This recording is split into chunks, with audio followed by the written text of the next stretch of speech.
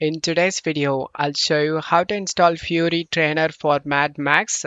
Check my video description for the Fury Trainer download link. Once download done, right click and select WinRAR and select Extract to. Open the extracted folder and open the furytrainer.exe. Select more info and select run anyway option. You need to open the game.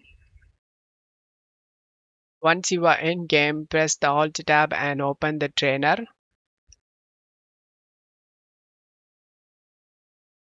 Select the cheat to activate. To show you guys it's working, I'm gonna spawn this gold vehicle #1. Once you activate the cheat, minimize this and get back to the game. And as you can see, the vehicle successfully spawns. Now you can enjoy the game. I hope this video helped you. If the video helped you, don't forget to leave a like and subscribe. Thank you.